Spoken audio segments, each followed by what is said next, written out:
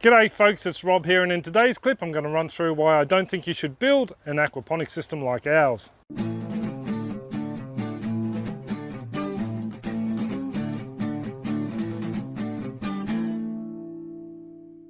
Sorry for the clickbaity title and intro there, folks, but yeah, it is true. I would not build this system the same way second time round, and I thought it'd be very helpful for you folks out there who've been following us for ages to know why that would be the case. Now, it's not the whole system in general. It's worked really well for the last 5 or so years. 4 of those years it's had fish in it. The last year we've had none because we've been renovating and I didn't want to risk them with any power loss to the system. Just quickly, I will be filming the new systems as they get created and switched on here in our backyard. Also too, I've had Anita and John, thank you very much folks, drop off a number of IBCs that I'm going to be using to film some DIY tutorial system build clips. So if you like that sort of thing, aquaponics or just backyard farming in general, you can hit that little subscribe button down there and then click on the bell icon once it appears, and you'll be sent notifications when those clips will be uploaded. It'd also be fantastic if you could share some of our clips around. All the little views help the channel grow a little bit more, helps us reach more people and ultimately help more people. So anyway, I'll stop rambling on and we'll start up here with the fish tanks. Now, these guys really aren't an ideal aquaculture tank. I mean, they hold water and the fish survived in there and, you know, they did fairly well. But in that the water circulation really could have been a little bit better. Normally, it's recommended that you have a minimum ratio of 1 unit of height to 2 units of diameter. So these guys are a little bit too tall. The reason being is it just gives you a lot better water circulation through the system. Obviously, we're entering it through the top here and then it's exiting through the solids lifting outlet in the tank itself from the bottom. So it just helps if it's a little bit lower, gets a nice swirl on the water itself, helps with fish as well. Fish like a bit of a current to swim against. And with these tanks, as you can see, there's a couple of plugged up holes in it. That's because I bought these guys from an aquaculture designer, someone that understood the ratios were a little bit out of whack, so he had water going in the correct place to create the proper swirl and movement and all that. So the next thing I would have done differently is not changed from Paul's design. I just figured that, you know, I'd try and make it look a little bit more like the other systems I've seen most people use in the backyard because that's what they were familiar with. So yeah, lesson learned. I definitely probably should have thought about hooking it up the way that Paul had it. Now, the next thing to do with the fish tank is the drain line itself. I have a 2-inch or 50mm drain coming out of the fish tanks. That's fine and dandy. It was great for the amount of water flow that I had. But what I decided to do was put it into a communal drain that picked up the waste from both fish tank before it went down into the solids filter. Now, unfortunately, my flow rates were a little bit too slow for such a large diameter pipe there, and I found that I continually got a lot of solids settling out in this pipe work here. What I would have been better off doing is what I did with the aquaculture system I built, was have 2 separate 2-inch drain lines going down into the radial flow settler, and that way they would have had the correct velocity to take all those solids and get them deposited out into the filter itself, rather than collecting in this drain here. I mean, I've got end caps on both ends so I could flush the drain out, but it's just a little bit of extra work I really, you know, didn't have to do if I designed it correctly. Another thing I would change is the hose work that I'm using to deliver the water to the fish tank. The bore of that hose has slight little ridges in it, and those little ridges can pick up anything from bacterial colonies and also other solids that deposit out on those little ridges over time, which can impede the flow into your fish tank.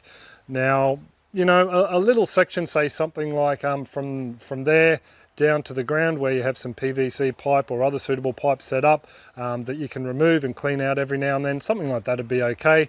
But to have a run as long as I do here that goes all the way down with a few other fittings on it down to the sump tank, yeah, there's a lot of opportunity for deposits to build up in there and restrict the flow into the fish tank. One of the reasons I did go with this hose is, as you can see, you can manipulate it without having fittings in it, because every time you have a fitting like that one there, or these fittings up there, as the water comes out and hits a turn in the pipe, a solid wall pipe, what it does is it slows down the velocity. And my logic was, because I can do sweeping bends with the hose, it's not going to slow it down as much. Yeah, now I know better, and I pretty much would stay with the standard rigid pipe as far as I can, and then run off a small section of hose. Now with the pipe itself, especially coming to the fish tank, I've gone down from a 40 mil to a 25 mil, which is 1.5 inches, to a 1 inch hose, because the pump that I'm using at the moment has a 1.5 inch fitting, or 40 mil fitting. What I should have done is run the 40 mil or 1.5 inches as far as I can to the tank, and then take it down in diameter if I had to, or possibly taken it all the way up in the suitable diameter until there was a valve on the side of the tank. And in the new builds, I'll be running the smooth bore pipe as close as possible to the inlet on the fish tank, just to make sure that we cut down on the level of restrictions in the water flow. Now we'll pop on down and have a gander at the filters. Now this filter here wasn't actually made by me, it was made by Paul Van, and honestly I can't fault it, other than the fact that I went around and ran a 90 mil stormwater pipe all the way up. It's actually works out to be about a 3 point something inch pipe, not quite 90 mil, but anyway, I ran that up the center, and because, as I said before, I'm not getting a lot of velocity through there, not enough to push all the solids out, I definitely changed that. But Paul Van's design with the smaller diameter stilling well rather than the bucket I used originally, and the distance he has it coming down in the filter itself, can't fault that. So the one thing on this filter that I would change is I would replace this Uniseal here with a bulkhead fitting. This Uniseal in particular has leaked, and I've posted a clip on it. Basically what happened was the original hole was cut too large, so while this did create a watertight seal, whenever I plugged in a pump on here, it did form a little bit of a leak. It's a very easy hack. You just wrap some Teflon tape around the inside of the Uniseal, pop it in, and yeah, as you can see, it holds water nicely. But I think you'd be better off having a bulkhead fitting here, because definitely, you know, a little bit of movement on your Uniseal can cause some damage to it over time.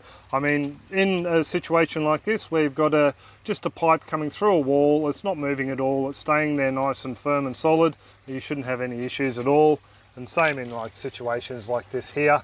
But yeah, if there's a bit of movement and pipe work gets bumped all the time, it might be a good idea to think about popping in a bulkhead fitting instead. Just quickly talking about tripping over pipes brings me to another point. Secure your pipes. To begin with, I didn't have any bracing there for this drain pipe, and we ended up with a situation where we think it was Miss Lizzie, our dog. She tripped over this drain pipe and separated it from the fish drain, and we ended up losing a lot of water from the system and almost losing the fish. So I ended up putting this bracket here.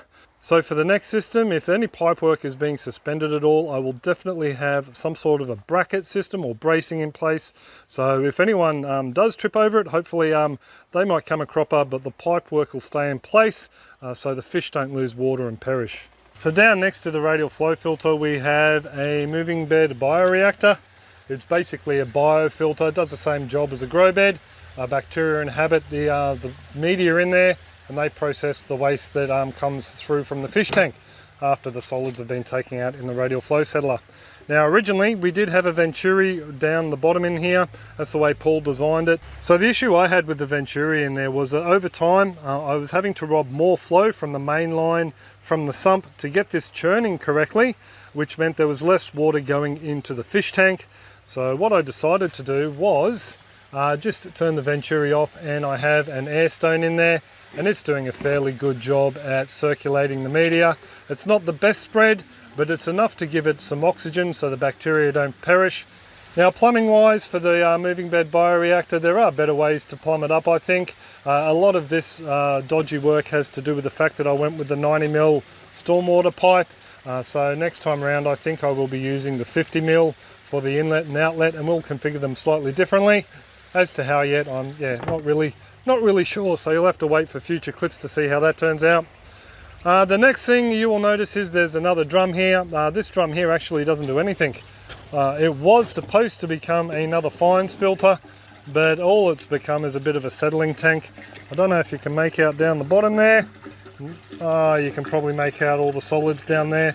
A few do precipitate out of here, but the bulk of them just flow straight on through down into the sump tank. Now you may be asking, why are solids getting in there in the first place? Well, that's because the radial flow filters in most backyard systems are not good enough at removing all the solids from the system. There will be a lot of smaller, finer solids that will then go through to the moving bed biofilter in this setup, the way it's plumbed up. And from there you'll also get other small bits of debris, like dead bacteria that fall off the media as it's churning, that will then move through into here, and from there they will pass down into the sump tank, where they'll either be picked up and taken to the grow beds themselves, or back that way to the fish tank, and also back into the moving bed bioreactor if I had the Venturi on. So I definitely do think that I could have utilised this drum a lot better, maybe even not had a drum there, made up some sort of a box mesh filter, or packed this full with other media like I did with the fish farm, a bit of biofilter media, and then maybe some aquarium filter matting on top, just to collect those fines and then wash them out you know, at a later date. I'm actually thinking about setting up some sort of an upflow filter for the next build, and also playing around with the mesh filter as well, so there'll be clips on them down the line. Now onto the pump. As I mentioned before, you can probably make out there's a larger fitting down the bottom there, and then I have a barrel union and then a takedown to a 25mm pipe.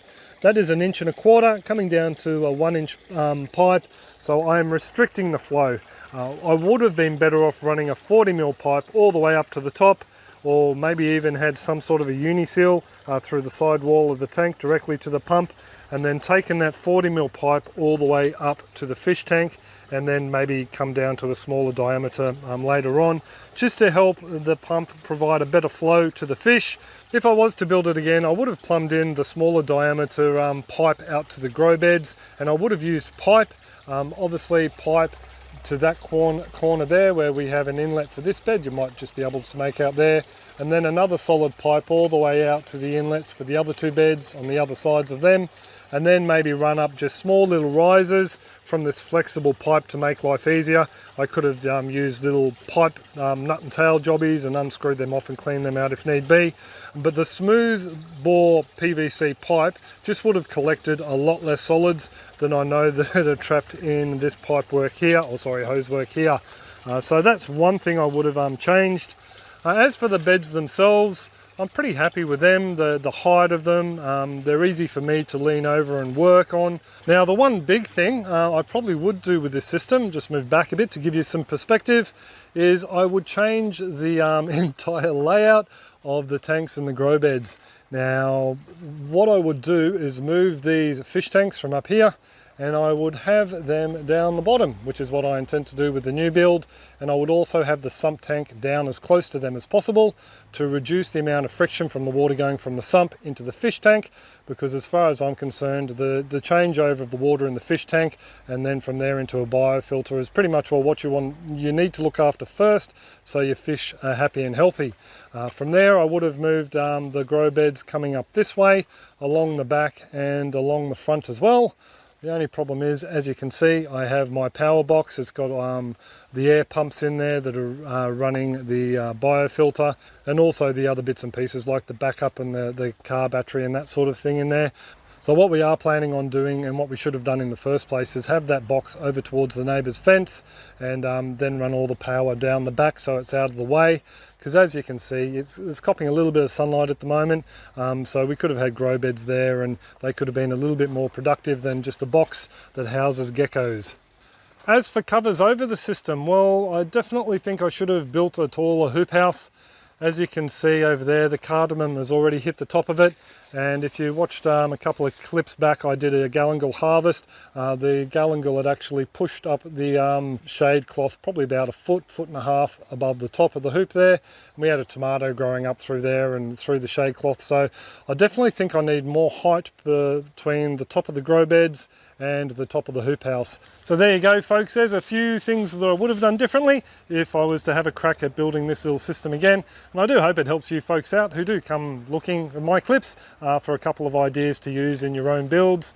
Do keep in mind there will be a couple more clips coming in the coming months looking at the rebuild of or new builds actually here, as well as a couple of DIY tutorials for some basic system builds. Now before I go, I really do need to thank you folks for coming along every week, giving us a thumbs up and leaving comments below the clips. I really do appreciate it. It'd be fantastic if you could share them around with others as well, if you found them to be useful yourself. You never know, someone else might find my hairy mug interesting as well. Just give you one more look from another angle folks. But I am pretty much all going to leave it there. Don't forget to subscribe so you can be kept up to date with the future aquaponic clips, and I'll let you go. Cheers folks, and happy growing.